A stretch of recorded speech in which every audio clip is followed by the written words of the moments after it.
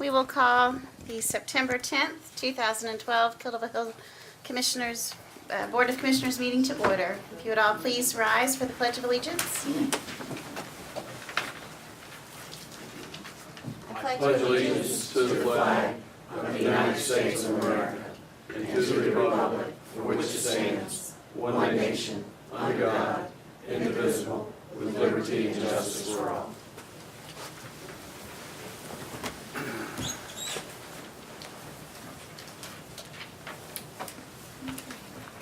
Welcome this evening. As we enter into our moment of silence, just wanted to bring a couple of things up for thought. First is to announce, you see it's a small group of here tonight. Commissioner Rubottom is away at a work conference. It was an established work conference that she could not change. And Commissioner Buskey is still dealing with some significant ongoing health issues and sends his regards and is trying to make every effort he can to be here for our next meeting. I also would like to ask everyone as we enter the moment of silence to give special thought tonight to Lynn and Beverly Lindsay. You may recall last month they lost their adult son Jeremy. Lynn is a sanitation crew leader here with the town. And also on the eve of 9/11, it's certainly still very vivid in our memories. Over 2,000 Americans were lost in the September 11th attack. So I'll just ask you to think of all those as we enter our moment of silence this evening. Thank you.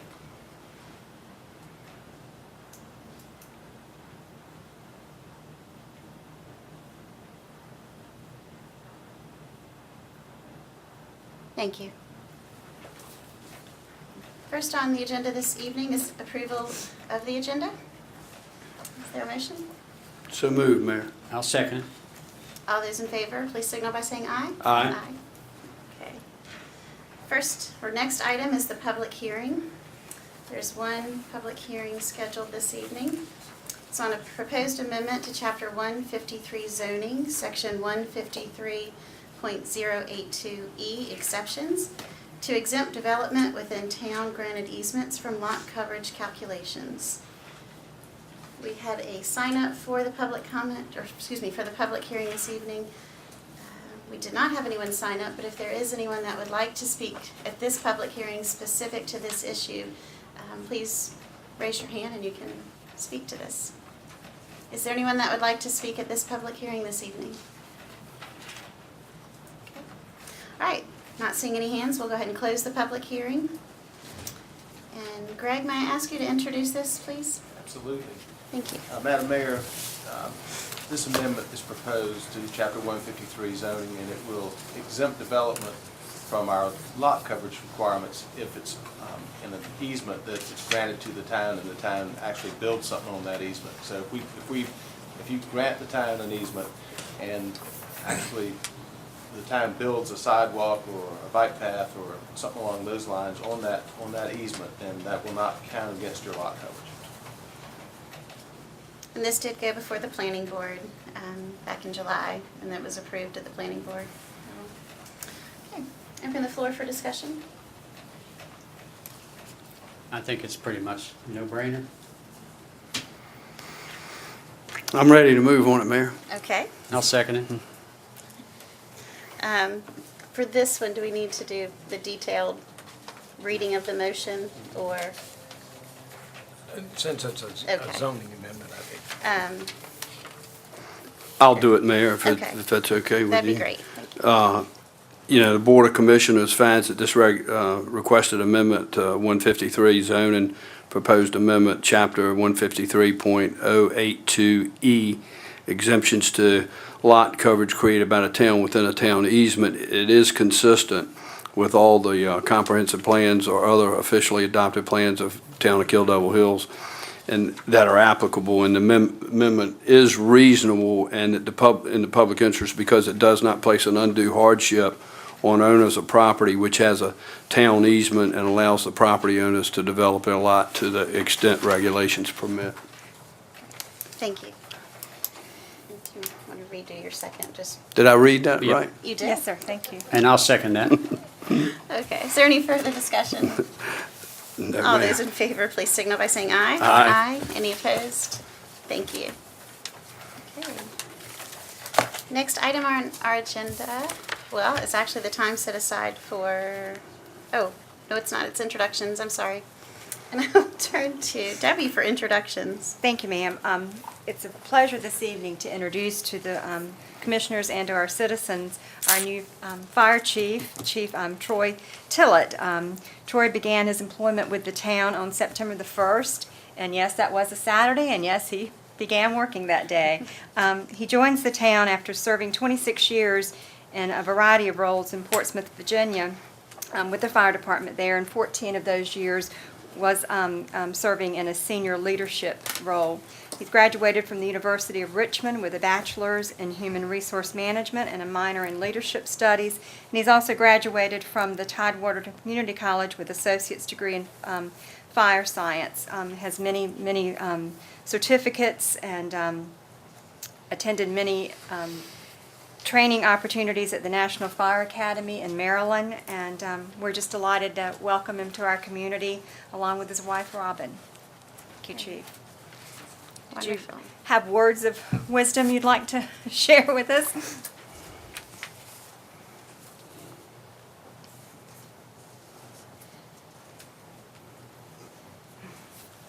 Mayor, Commissioners, Town Attorney, Ms. Diaz, thank you. Thank you for the opportunity to serve this community as Fire Chief. Of course, I have some big shoes to fill from the former Chief, Chief Pillen, but I'm up for the challenge and looking forward to working with the members of the department. You do have a great department, and I'm looking forward to working with each and every one of them to help enhance the public safety here in the town. Thank you again. Thank you, Thank Chief. you. Welcome. Welcome, Troy, and it's good to see another P-Towner boy come to work for the town of Kill Devil Hills. And Troy, make sure when they spell it, it's Porchsmouth, right? Yes, sir. Portsmouth. Welcome, Troy. Thank you, Chief. Welcome I you can and get your by with wife. saying that, Troy, since I'm a P-Town boy.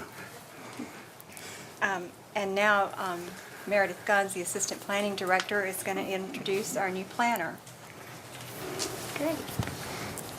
Thank you. I'd like to introduce Brian Brightbill. He's our new planner. He started today, so Troy has 10 days on him. Seniority. Brian was born and raised on the Outer Banks. He lived in Collington Harbor and Kitty Hawk Landing. He graduated from First Flight High School in 2008. He attended Appalachian State in Boone, where he earned a Bachelor of Science in Community and Regional Planning and an undergraduate certificate in Geographical Information Systems this past May. When he was fulfilling his requirements for his degree, he completed an internship with the town, 400 hours for free. So he's got a little experience with us.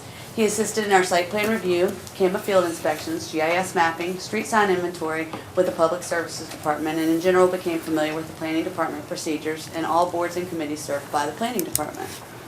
Brian will be assisting the department, and he will help the department move forward through his technological expertise. We finally have a GIS guy. And he's very enthusiastic about the field of planning. He is excited to start a career with the town and looks forward to using all of his and applying all he's learned at Appalachian State in the town of Kittle Hills. And when he's not working, he likes to sail, backpack, and spend time with family and friends. Please welcome Brian. Welcome. Welcome, Brian. Welcome, Brian. Thank you. Yeah, I just wanted to say thanks for the opportunity, and I'm grateful for the opportunity to start a career in these economic times in my field, in my hometown, just 3 months after receiving my degree. So I'm very grateful for that, and I look forward to working with all of you. So Great. thank you. Thank you. Well, and we hold high hopes and expectations too. With you having experience here, you can really hit the ground running, and that's an asset to the town as well. So, congratulations. I thought you were going to make a joke about Appalachian and ECU games. No, ma'am, I would not do that, but I was worried You're not gonna because give 'em a they are hard the time? spoilers. They're the spoilers. I was worried. Okay. All right. Well, welcome both of you. So, all right.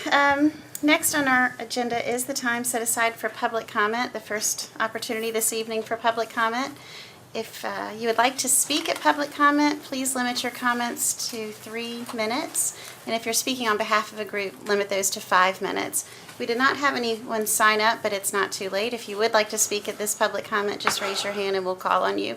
And when you do approach the podium, just identify yourself by name and address, please. Is there anyone that would like to speak this evening at public comment?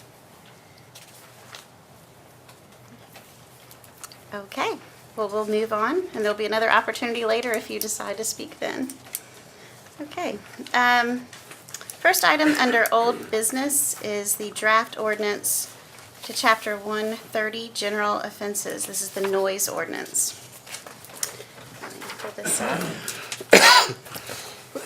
I'm not sure who wants to do the introduction, because this is now been a couple of times.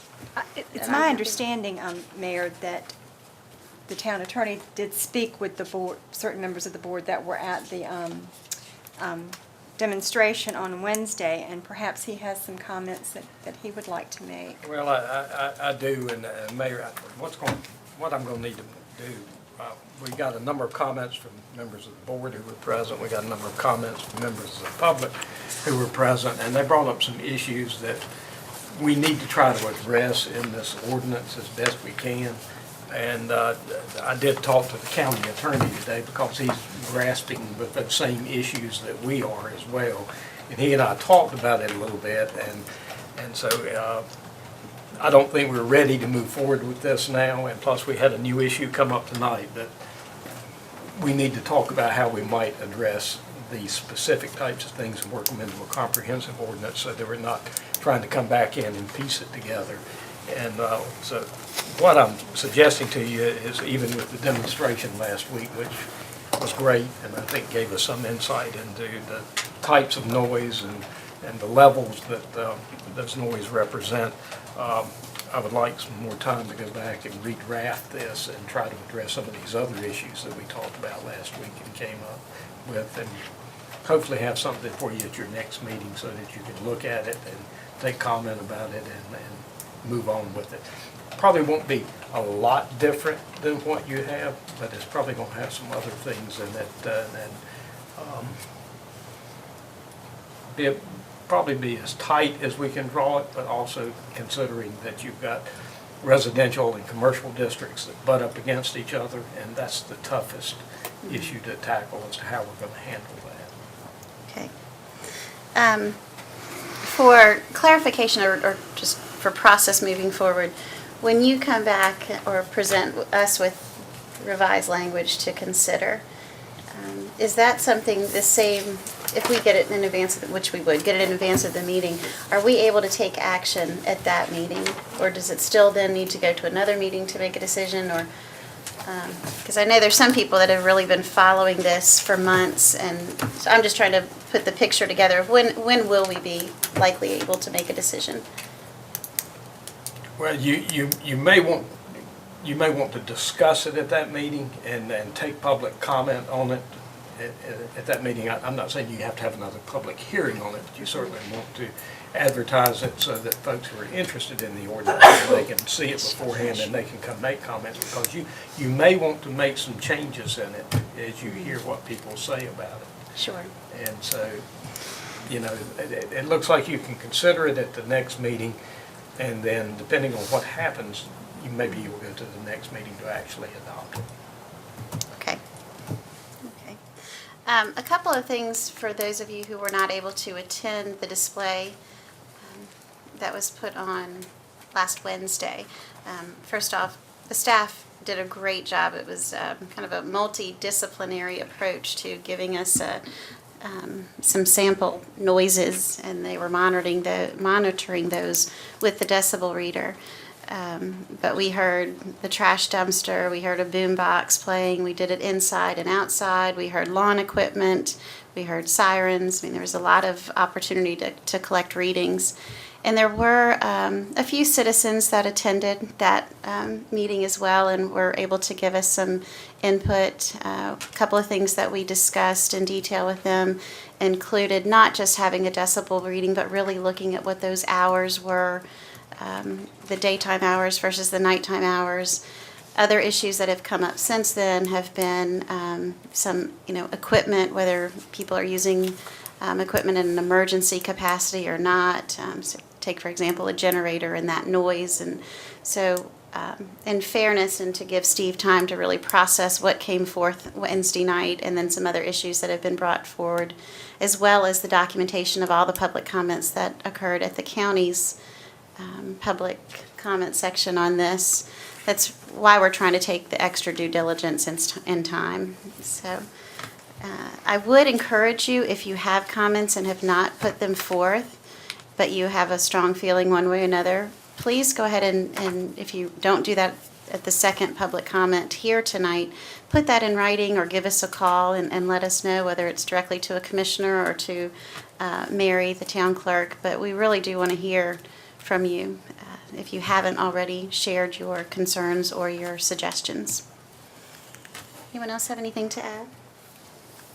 Yeah, I think the demonstration was great. I think one of the most annoying things is that the leaf blower thing, and you know that was pretty loud. Basically,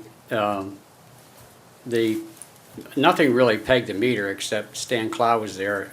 He's the vice chairman of the planning board. His daughter insisted on trying to peg the meter, and she did. Very shrill. She gave a real good screech, and that was the loudest noise we heard all day. Well, she getting about 120 or something. She put it up there, yeah. Left ringing. And I had the meter for a few days over the weekend. I just gave it back to assistant chief today, and our granddaughter had it, wanted to try the same thing yesterday, and she did the same thing. So if I can't hear you very well tonight, that's the reason why. I think one of the things we need to consider between now and then is we need to, I think, make sure we pay attention to the difference between a nuisance and an annoyance, because there's been complaints in the past where, well, someone complained about the noise about an adjoining a house or a business or whatever, and if you use the meter, it wouldn't be a problem whatsoever. It wouldn't, some of it, maybe not even mixed in with the traffic noise, you wouldn't even hear it. But, so it wouldn't be a nuisance in that case, but the person might be annoyed by it. So I think we need to consider that. And that'd be very difficult to enforce. You actually couldn't enforce it if you had a number and it didn't exceed that. Then if the people were annoyed, there's nothing we could do about it, nothing the police could do about it. And I was talking to Howard Kimball about it. He made a good point. And he said, that's a good point, because he said, if I heard music playing somewhere, if it was country music, he said, it probably wouldn't bother me. But if it was something else, some of the more modern stuff, he said, it would probably annoy me. So that's the point I'm trying to make, is we have to be careful that we don't confuse the two things about what could be considered a nuisance and what's an annoyance.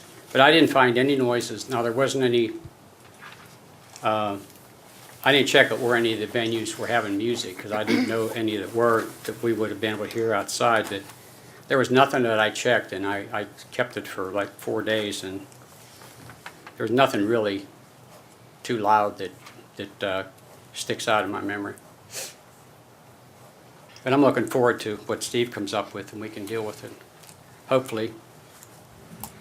It's a difficult process. We want to make it as easy as we can for our police department to enforce whatever we do, and also pay, close attention to the feelings of the businesses and the people in the community. Thank you. Commissioner Woodard? It was some great demonstrations, and I look forward to us trying to come to some consensus, trying to do something to help some of those folks, and I think the boombox thing was probably the most annoying, because it just continues and continues. But I'm hopeful that we can, find some common ground. So. And Steve, I don't know if you want, any recommendations that I may have to one of the things that came up at the discussion was the time frame. And actually, the few citizens that were here were actually very liberal and very generous with, the time frame. Right now, in most of the language, it's 7 a.m. to 10 p.m. Right. And they because we certainly want to be cognizant of our businesses and those that make a livelihood with, there's some noise involved in that. And they were generous and even put forth the midnight hour. I thought that was maybe a little overly generous. And when I went back and was looking at the different sections where we've defined times, I was thinking like under the exemption with the heavy equipment and all, the 7 to 10 is probably a good thing to keep that. But I wondered if we would consider during the other hours, whether it's, this is really on page 6 of 11, that it would be considered, well, it's going to be in your definition time, but in 6 of 11, we're section A, B, C, where we're referencing the time or the decibels in the residential and commercial zones, that we could consider a 7A to 11P time. And then that could be our grounds for discussion at the next meeting. And also, after really looking at all of the different readings, and again, thank you to the police department. I mean, they have provided a plethora of data for us to review with times at multiple times of the day, decibel readings that include traffic, that doesn't include traffic, that includes when music was playing, that doesn't include it, includes when people are standing outside of an establishment.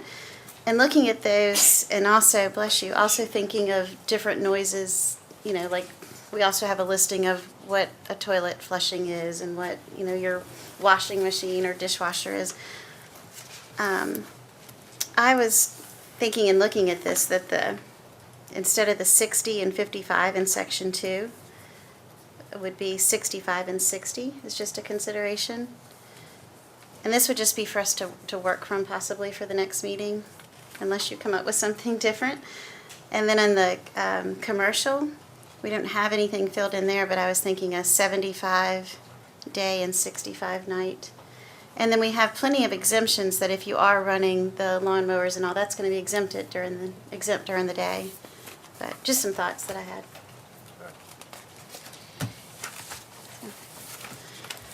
Okay, so we're actually not taking any action tonight unless do we vote to put it on the next agenda, or how do we? Well, I think you can just vote to continue it to the next meeting. Table? Table it until the next meeting. Okay. Need that In the form of a motion? Yes. I'll make that motion that we table this item until our next meeting. I'll second it, Mayor. Any further discussion? All those in favor, please signal by saying aye. Aye. Any opposed? Great, thank you. And thanks for your work on this, Steve. Yeah, thank you, Steve. Okay, moving on to new business. Our first item under new business this evening is a presentation by Steve Lambert with the Albemarle Commission. Is the RPO Transportation Coordinator. Welcome, Steve. He's going to provide a presentation on the updated Dare County Comprehensive Transportation Plan. Good evening. Thank you for having me. I'd also like to thank the town of Kildova Hills for actually hosting several of our meetings for the DARE CTP, which is our Comprehensive Transportation Plan. Greg and the town has been always helpful, and they've been great hosts for us since we started the plan, and we've really appreciated having our meetings here. So, again, my name is Steve Lambert. If you've never met me, I'm the transportation planner at the Albemarle Commission. I oversee the Rural Planning Organization, which is a transportation planning organization that oversees 10 counties in northeast North Carolina. And I'm kind of the middleman in between the locals and the state when it comes to transportation planning. I work right beside the towns and communities within our region. I also work with the state, so I kind of work with both sides all the time, and I hear a lot of the local feel and issues, and I bring those back to the state, and the state brings me information, and I bring back to the locals. So, and here tonight I'm really talking about the Dare County Transportation Plan. In August of 2011, the Transportation Planning Branch of the North Carolina Department of Transportation in Dare County initiated a study to cooperatively develop the Dare County Comprehensive Transportation Plan, which includes the towns of Duck, Southern Shores, Kitty Hawk, Kildova Hills, Nags Head, and Manio. Existing and anticipated deficiencies will be determined through an analysis of the transportation system, looking at both current and future travel patterns. For the Dare County Comprehensive Transportation Plan, travel demand will be projected from 2012 to 2040 using a trend line analysis based on seasonal traffic counts from 1993 to 2010. Typically, travel demand is based on trendline analysis using AADT, which is Average Annual Daily Traffic History. The Dare County Comprehensive Transportation Plan Committee opted to instead look at traffic counts that are based on AADT history, but then converted it into traffic counts which represent the average weekday in June. The converted June traffic counts will be the basis for the 2040 traffic projections and capacity deficiencies. In addition, local land use plans and growth expectations will be used to further refine future growth rates and patterns. The Dare County CTP Committee worked with NCDOT to estimate population growth, economic development potential, and land use trends to determine the potential impacts on the future transportation system in 2040. Existing and future travel demand is compared to existing roadway capacities. Capacity deficiencies occur when the traffic volume of a roadway exceeds the roadway's capacity. Roadways are considered near capacity when the traffic volume is at least 80% of the capacity. I'm here today to ask for an official approval of the projected data used to determine future deficiencies. And your approval can be documented as part of the official minutes of the meeting. Great. Thank you. Does anyone have any questions for Steve or the information? Steve, these numbers, by getting our blessing, will be a part of the data that you're submitting. I guess I got to rely on you guys because, I mean, these numbers don't mean a whole lot to me, unfortunately, and I have no way of validating them, so I got to rely on you, but yet you want my blessing. I'm struggling with that one a little bit, but I certainly trust what the commission's doing. So how will our support of this help your cause with this, I guess is what I'm trying to figure out.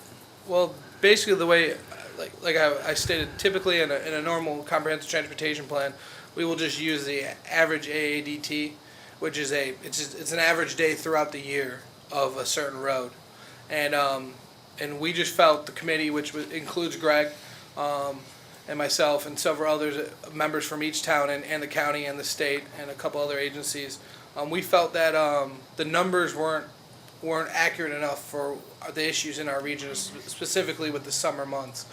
But we also didn't want to pick the busiest summer weekday or weekend in July and August. So we looked at all the numbers from 1993 to 2010, and we looked at every month's average day, and that's how we came up with using June, basically, because the numbers were high enough where it shows, there's some issues with our roads, but it didn't go as high as a Saturday in July, and that's what we didn't want, because if you were to build to full capacity for a Saturday in July, nobody would be happy with the roads here, and we don't want that. I don't want that, and so that's the reason why we picked June, and that's why we're here today, is really just to get the blessing from the towns and the county, so you guys know that we are doing something different here. And we're using data that we think is best, the committee thinks is best, and the state thinks is best. So, Okay. I hope that answers your question. Yeah, it does. I appreciate it. Thank you. And so I understand this, the 2040 V/C Yes, ma'am. figure. Could you describe that again? Okay. Like for instance, if you just look at Kill Devil Hills on US 158, the 3 line items there.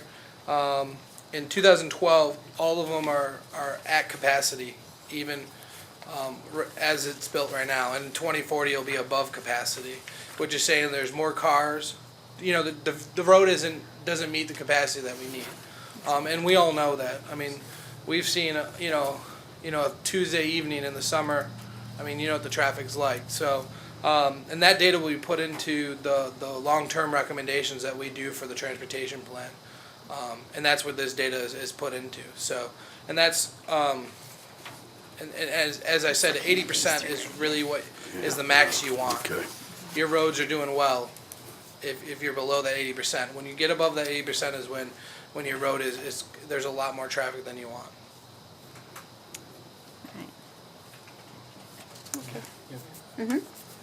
Okay, I just want to make sure I understand it. There's three, on the chart, you can see three Kill Devil Hills sections of 158. Yes, sir. The one that's 8th Street, which is down there by Harris Teeter, up to Ocean Bay Boulevard, Collington Road, is 29.9 existing capacity, and estimated volume for 2012, like, exceeded that by like 5,000 already, right? Yes, sir. Okay. And then like the next one is almost right at the mark, and then 5th Street north to Kitty Hawk isn't as bad. It's a little bit under capacity, but yeah, I think it's pretty obvious, especially on those first two, that we're exceeding it. And as you said, you don't really even need to see the figures. Just go out there some days and take a look. So I appreciate what you do and what you've done for us. Well, thank you. And one thing to note is, existing capacity is one thing when we were looking at the data too is when the economy was down a few years ago, the traffic numbers were also down. And that's why the number's a little bit lower than 2012's estimate. And, if you when we looked at the data, you could tell before the economy hit, the traffic was even higher than it is, now, and it's starting to get back up to those levels. So that's why there's about a 5,000 vehicle difference on that, just to let you know, so. Okay, thank you. Good information. Well, would either of you like to make a motion? Or if not, I can do it. Oh, how about I'll do that? I'll make a motion that we approve the Albemarle Commission's projected data for the Dare County Comprehensive Transportation Plan for the town of Kill Devil Hills. I'll second that. Thank you. Any further discussion? All those in favor, please signal by saying aye. Aye. Any opposed? Thank you. Thank you. Thank Again, you. Steve. Thank you very much. Have a great night. You too. Thanks, Dave. Next, under new business, would be committees and boards. Item A is appointments for the planning board. Mayor Pro Tem Hogan? Okay, there's two vacancies right now coming up on the planning board. Matt Byrne resigned from the planning board, so his spot is open, and Stan Clow is currently on the planning board, and he would like to be reconsidered or considered for reappointment. I'd like to make a motion that we can do them both together, right? Yes, sir. Yeah. Okay. I'd like to make a motion that we reappoint Stan Clow to the planning board, and that to fill the spot that was occupied by Matthew Byrne, I would like to recommend James Almany for that position.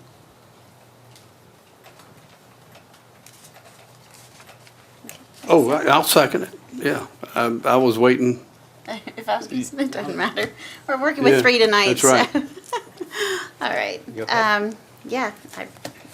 Hey, Any further discussion? All those in favor, please signal by saying aye. Aye. Any opposed? Okay. So, thank you for your willingness to serve. Maybe we should have got somebody that speaks up a little more. Welcome, James. Okay. Next is item B under committees and boards, and this is the consideration of new committees. We have discussed this on several occasions before, actually earliest dating back to one of our initial board, kind of one of our first board workshops and then budget workshops. This came up again. So in our packet, this is the Community Appearance Commission, and then also another new committee, which would be the Baum Track Site Study Committee. How do you all want to proceed? I guess technically these are two individual items, so we'll go first with discussion on the Community Appearance Commission. Mayor, that was, it's pretty detailed. Staff's done a good job with that, and I'm prepared to move that we establish the Community Appearance Commission as recommended by staff. I have just, I think, two comments. It says that, Section C, it says, however, the initial members shall serve staggered terms. How do we handle that, Debbie? When we originally set it up, we set some for Excuse me. 3 years and some for Yes, sir. 2 or Yeah. something like that? Yes, sir, when Yep. you actually appoint the members, you would determine their terms at that point. And then, they'd be staggered at that point? Yes, sir. The other thing I want to ask is how the board might feel about whether or not to have an attendance policy for the board, or not. I think we had in the past an unwritten attendance policy, but I'm certainly not opposed to putting something in place. Mike, I think it's important, yeah. The planning board is, they have to make 66% or 67% of the meetings. They have to make 2 out of 3, right? During the previous 12-month period. Is that correct, Howard? Yeah, it's not annually, it's the previous 12 months. Right. That's the only board we have that has term limits, other than us? Yeah. Who? Landmark, Oh, yeah. Historic Landmarks Committee. What do you guys think about? Is it term limits or? Not, it's a attendance. Attendance, Attendance. Oh, I'm attendance. sorry. Attendance, Yeah. I'm sorry. Right, the planning board has the attendance. Attendance, I'm Everybody sorry. has a That's term. the only other board, yes. Is that actually in the ordinance? It is? Yeah. So is that the language that you would like to have I'm included in this? comfortable I am, You want to do the 2 out of 3? yeah, absolutely. Okay. So We'll just- use the same language that's in the planning board for this committee. That's my understanding, is that? Yeah, Is that's, that yeah, correct? right. Steve, is there any issue from, Where do you want to put it in here? Details, we leave that up to the attorneys. We had Come on, actually Mike. discussed that. Do you Steve. remember where, we had talked about the attendance language, but I can't remember right now where we were looking to put it. I think it Maybe would be bottom of under page 3 of 6.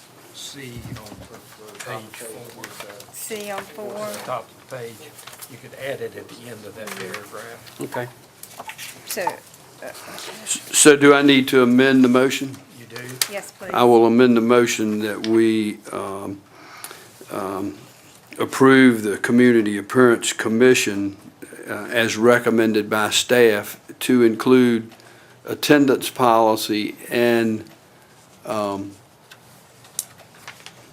what else? The attendance policy, Yeah, the same as the Same as the board. planning board, yes. Yes, sir. Thank you. I'll second. Okay. Any further discussion? All those in favor, please signal by saying aye. Aye. Any opposed? Okay. So this now officially establishes this is a new committee, and we will need 7 members on this committee. So a notice will go out asking for citizens to put in applications, and we would like to begin starting to make appointments as early as our next meeting, if at all possible. So if you have any interest in serving on this committee, please, please, please put in your application and step up to serve. Those are available online, right, Mary? It will be. It will be, yeah, okay. Or you can get them in person. Okay. And thank you, staff, for all your work on this. This will be Yes, thanks very much. a nice asset for our town. Okay, the next item is another new committee, and this is going to be, and would probably best be described as an ad hoc committee. It would be a committee specifically established to look at the bomb track, which is 44 acres that the town owns, and kind of look at a master plan vision for that property. So, open the floor for discussion on this one. Yeah, I might be coming a little late on this idea, but I was thinking about it, and I know that the more committees we have, the more staff it requires, and the more time it takes for everybody, and all the various paperwork and, as I said, staff time. And I was thinking about it today, and right before the meeting, I spoke to Howard Kimball, he was on the Streets and Special Projects Committee, and he said to his recollection in the past year or so, they haven't met more than 4 or 5 times.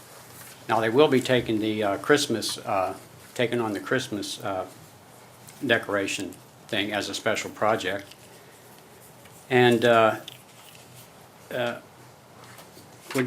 would it be maybe an idea to consider having them do this?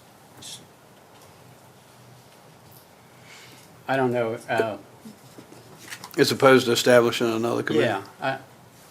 Howard said he'd be fine with it. Howard's been on that board for a good while, and he said it was fine with him and they could handle it. Like I said, they've only met, they'll be meeting a little bit more because maybe of the Christmas thing, but it's not something, I mean, they generally meet at 5:30 and then they go till 7. It's on the same night as the planning board meeting, and the planning board meeting starts at 7. So the meetings would be finite, but the street stuff would have to get taken care of, priority-wise, I think.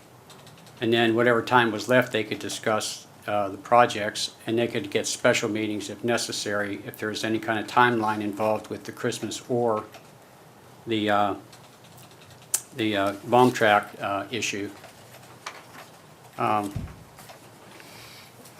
I don't know, I'm just throwing that out there for consideration. Do you think that's, rather than getting 7 more people, or? Well, and I guess my thought, and I'll just Sheila speak for a second, was really that this would be a larger committee, so it's more like opportunity for some healthy brainstorming type discussions with maybe 12 individuals, or, I mean, that's just a random number I threw out there. And I really don't see that this would be an ongoing long-term committee. I mean, I think Right. from start to finish, some of this is my project management background coming in, of saying, you start with day one and you already know we're only going to meet, at most maybe 4 times over a 6-month period or something. I mean, you really are having a focused task on coming up with your first 2 meetings, or bringing out all the different ideas that can be put together. I mean, they're not ultimately going to be making a decision. It's just putting together recommendations to come on all the different ways this land could be used that seem to be consistent with the land use plan. But that was just my thought in this is, Similar to when we had the height committee? yes. Something similar to that? Because I noticed in this language, you want property owners, citizens, professionals, and members of specialized trades. So maybe, I'm not opposed to that, Mike, but I think Sheila makes a good point that, I think there's 2 reasons why it is a good point that she made, and one you just mentioned, and the other one would be that I hope it turns out this way, but there seems to be a lot of interest, people that have spoken to me, I know, and Sheila too, that they really want to get involved, and this would open up the door for more people to get involved. And if you had a committee that was maybe a larger number and just kind of be like a brainstorming session instead of something too formal. But if you had a sufficient number, there's always a chance that a percentage of them won't be there, but you still have a sufficient number of people to continue on with the process. So, I think, I'm wondering, Mary, the language, the draft here, was that modeled after the height committee or no? It was It- for the most part. It Yeah. was, okay. yeah. Okay. And when the height committee started, was at the inception of that, was there also an expectation of when they were going to wrap up or complete their work? Was there a timeline established? Commissioner Woodard basically established a set period of time in his mind that he felt like would be adequate for the committee to take care of its business. We gave it a year, Here. I think we Sheila. wrapped up in that Okay. time. Yeah. Okay, And we were and I think that's, right on that time frame. I mean, it wasn't, we didn't force it to speed it up. I mean, we wanted to have plenty of time and open discussion for that committee. I will say, I tend to lean towards a special committee for that. I think it brings, just like it did with the Heights situation, it brought a lot of info, and they had good meetings, and I would recommend, we ran into a few problems when we did it in conjunction with the planning, that we tried to, people would come into the planning board meeting, and it was a little intrusive and interruption, but I think we overcame it after the first couple of meetings, and people got the hint to kind of keep the noise down and so forth, because that was it ran into that time frame to disrupt the meeting. So just be cognizant of that if you have it on the same day. We usually met an hour before the planning board met, so that staff wouldn't have to have another night out. Well, I think based on what you guys have said, I think it'd be a good idea to probably stick with the original plan in some form. and one of the things that we need to discuss too is who would provide leadership to this. And Debbie, did you? I was just going to say on page 2 Two, of 4, yeah. there's a couple of blanks there. It's in blue. And this was just for point, for the point of discussion. We had used the number 7. And I think you may be talking about more than that. So any of those would need to be changed there if you were looking at more than that. And then determining who you would want to chair, and if that person would have a vote. It's very similar to the Height Committee, and we chose 7 members, and I chaired it, and I agreed to chair it as long as I didn't have a vote on that board. So I recommend the same format, and Mike be the chair.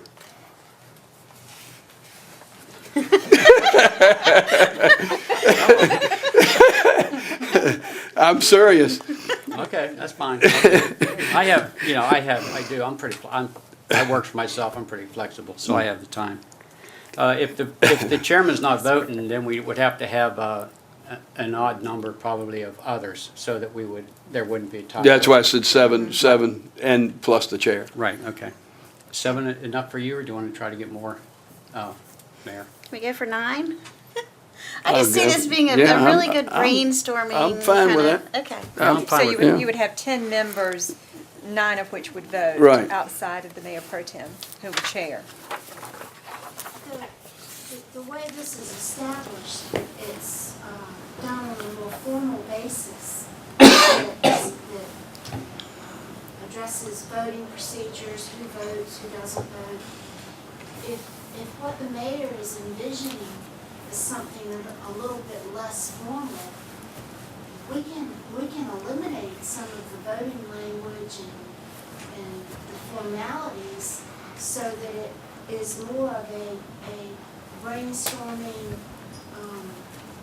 town hall type format. And I'm just Well, throwing new that chairman, out what as would you think? What type of format would you want? Well, the only reason we had a vote in the former committee was the fact that those that agreed to participate on that committee had no preconceived agenda as far as what they wanted, what they didn't want. They agreed to that, and the reason for the voting was that when a recommendation was brought to the board, that even though it may not have been unanimous, it was a vote that that's what that board agreed to do, to bring it forward as a recommendation. I think if you don't have a vote, you're bringing just a bunch of ideas. And is that what you envision? And if it is, I'm fine with it. But I think you'd have to having the vote would be a way to come to a consensus. Absolutely. And I guess their task would be actually not to come with us to throw a bunch of ideas at us and let us decide. We're telling them to decide. Not, we don't have to approve what they decide. They could have several ideas and give options, but, yeah, it can be run in a less formal manner, you know, but I think I'd stick with the voting. I'm comfortable with that. Okay. I mean, I think as you start building the plan of how it would all look, you know, if you come up with your task is, depending on how many ideas flood forward the first meeting or so, you may, at that point, be able to say, okay, let's put together 3 options or 4 options, but you would need to probably vote and prioritize those, so, okay. Okay, so what do we have to do on here? So we're gonna be doing, it's gonna be chaired by the, I guess- Mayor Pro Tem. Mayor Pro Tem. And it's gonna consist of 9 members. With the, Oh, I'm sorry. with the chair not having, the chair not voting. And Not then, vote. right, and then 9 additional members. So do we put a total of, down below, we put 10 there? Consist of 10 members, Mhm. including the Including the chair. chairperson, right, That's okay. correct. And then if you want to determine those numbers that are blank there within the, I think on on C, I think it'd be okay to strive for, am I looking at the right section? You're talking about Yeah. participants and participation? well, 3. Yeah, 3. Yeah, we are. Yeah, okay. Mhm. 3 for business community? Oh, no. Oh, I'm sorry. Item 3. Oh, Item 3. item 3, I'm sorry. Yeah. Yeah, no. No, did you have an idea on composition? How many from the different segments? I don't want to get us in a bind if we don't get, you know, the right combination of people. Well, maybe this is where we don't have to be as formal and just say we're going to strive to have representation from each of these Sure. segments. Okay. And, yeah, You guys make- comfortable with that? Yeah. Yeah, when you put out the notice, you know, invite, and you can mention that in that, but if you don't get that, you know, you'd be crippled if we had to stick to this, so. Yeah, right, okay. Okay, so what, do we want to put numbers there or at all, or? I think we just strive to have representatives from From that the business community, the residential community, residential property owners. Just list that, but that we're Not locking yourself into specific no numbers. Okay? That can be reworded to Yes, sir. accommodate that, right? Yes, sir. Those were the only sections that we needed to Yes, provide ma'am. guidance. I don't think we need an attendance policy on this one. Yeah. I think it's going to be so, you know, it's probably going to be if a year in process, so. I just would like I have a question mark here under, on page 3, decision-making and desired outcomes, number 2. Only one subject may claim the attention of the group at one time. I'm not sure I understand that. We're talking about one issue. The issue of the bomb trap. No, the intent was that it be one item being discussed at the time. One idea at the time. Oh, okay. That you finish a thought process before you get off on another. No multitasking, Mike. Yeah, that makes sense, I guess, yeah. Good luck on that, I know. especially There since are it's a just brainstorming. Right, absolutely. All right, Okay. we will need a motion to, Adopt as amended. So move. And I will second it. any further discussion? All those in favor, please signal by saying aye. Aye. Any opposed? Okay, great. Thank you. Thank you. I'm excited about getting this established, and thank you very much for chairing. Thank you for recommending, Mike. That's Oh, great. you're welcome, I just, you know. That was a no-brainer. All right, where are we? Let's I don't see. mind at all. no. Next is item number 3, under new business, the OBXmas at Aviation Park. Proposed improvements to expand holiday display through the Dare County Tourism Board special grant. And, Mike, did you want to introduce that, or do you want someone else to introduce that? Oh, okay. One for attention.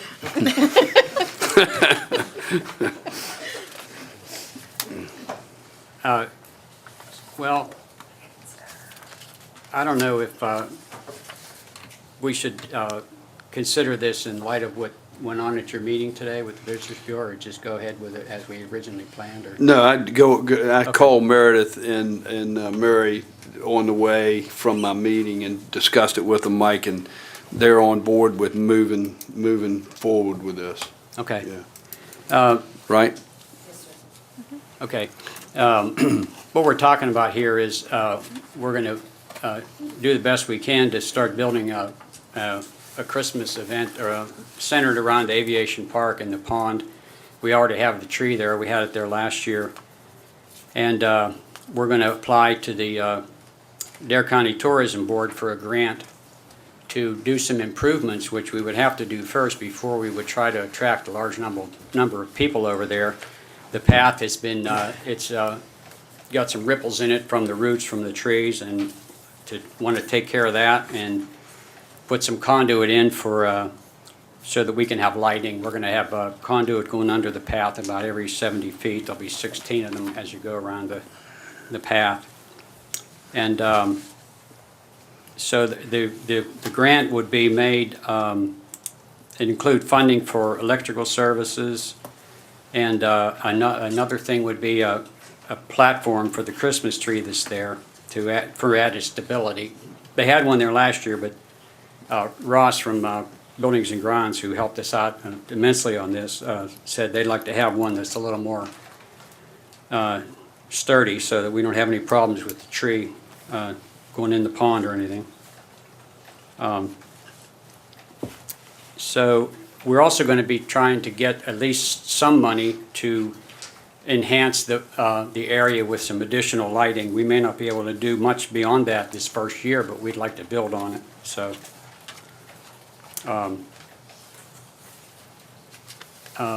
do we need a motion for this? Yes, sir, if the board would authorize staff to make an application for the special grant Anybody funding. have anything? You guys got anything? It's my understanding that the ultimate goal is to create basically a light display that would be a walking kind of tour to see lights all the way around the frog pond, and kind of also at the highlight of the tree. My husband and I were out with the kids yesterday walking through the butterfly garden, and I was thinking, that's such a beautiful area too. Wonder if the Street and Special Projects Committee would consider reaching out to the Master Gardeners, who's one of the entities that maintains that, to see if they may have any interest in lighting that, and then you could have a nice extended, a pretty lengthy. About Festival. 3 years ago, I borrowed the thing with the wheel that you measure distances, what do they call it? Thing with the wheel, you measure distances. And I mapped out, my idea was, that, like they do in Virginia Beach and many other places where you drive through and they have all kind of lights and stuff. Well, we don't really have a place where you can drive through here, but I thought, well, what if we just like kind of walk through? So the long version of the idea was like 2,200 feet, and it would start over by the bathhouse or the restrooms, and then go around the east side of the pond, and then through the arboretum, and then the butterfly garden, and then down on the center median there, where the roads come into the town hall, and then come back over to the pond and go back down the other side, and that's about 2,200 feet. And so originally my thought was to have all that included, and I think our goal should be to work to that. And I talked to the garden club, I The guess. Master Gardener, Yeah, I was reading yeah, the sign, the yeah. Master Gardeners are. And they gave me a map of it and aerial photograph so that we could kind of figure it all out. I think that should be something that would be in the long-term plan to do that. I think we could develop it in stages and over a relatively short period of time, years-wise, I think we can get it going. I think it's also important to note that basically what we're attempting to do tonight is to give staff the authorization to make the application. And Bob, you could probably explain this a little better, but this is basically an initiative of the Outer Banks Tourism Bureau Visitors Bureau that was started last year. That's And correct. that's how we got the Christmas tree. Do you mind just mentioning what the kind of the initiative is about on behalf? Yeah, it's again, promoting shoulder season and getting the folks down here again during the holiday time. I know we awarded some substantial monies to the Elizabethan Garden. We received some funds. Nags Head received some funds, so they want to build on this, and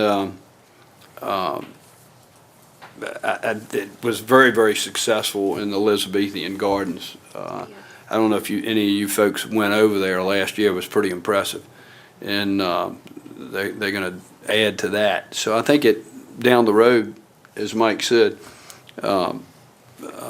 this has been a very successful project for the Visitors Bureau in terms of promoting something during the Christmas holidays and the shoulder season to hopefully. Obviously, it's they want to bring the visitors in here, and we do get a lot of folks in here at that time of year. But it's also for the Dare County citizens. I mean, it's something really, really nice for the citizens of Dare County to be able to participate in these different functions that are all around the different towns. So. Yeah, I'd like to see it, and I think it would be, in the end, it could be a destination for people that, nearby, maybe, northeastern North Carolina and up there in Tidewater area, and when they hear about it, I think it might be something they'd come down here specifically to see, especially once we get it expanded. I absolutely support the vision and trying to get there. If for some reason it doesn't come together, though, if for some reason the funding's not there to support lighting the walkway and making it a little bit safer to go look at the tree at the Frog Pond, and hopefully it will, but if for some reason it wasn't, could we, before the time that the tree goes up, consider maybe an alternate location, like right where the garden was before? Hopefully it won't be an issue, but I think there were some issues last year since it's not lit at night in the path, but I'm hoping that this will solve that, but if it doesn't, just kind of want to throw that out there. Okay. Obviously, we won't decide anything tonight, so hopefully it all Right. comes together, but if for some reason it didn't. Okay. All right, so we need a motion to authorize staff Yes, to make the ma'am. application. So moved. I'll second it. Any further discussion? All those in favor, please signal by saying aye. Aye. Any opposed? Thank you. Next item under new business, item number 4, Dr. Glenn Morris requests for sewage treatment services at 1610 Wrightsville Avenue.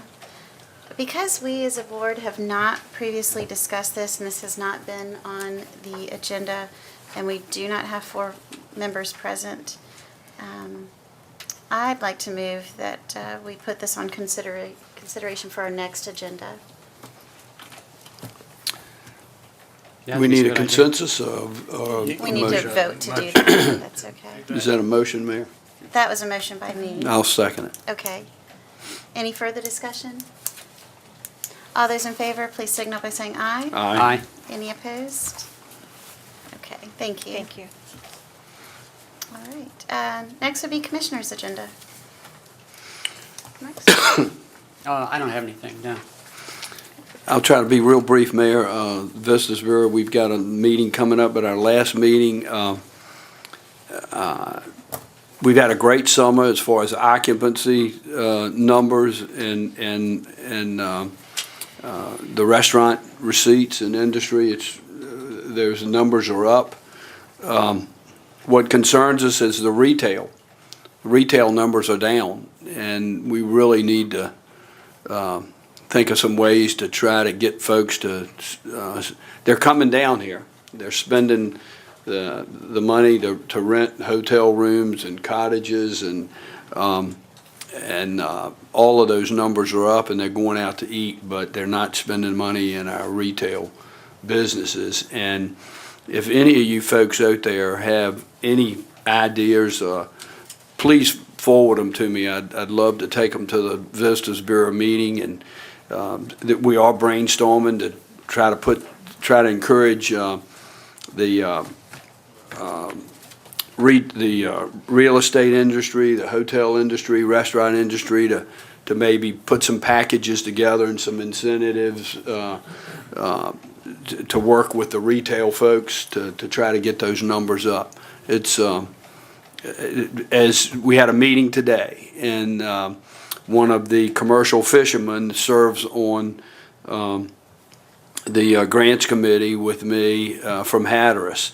And he said, Bob, he said, I just had a call today that they want to charter a boat.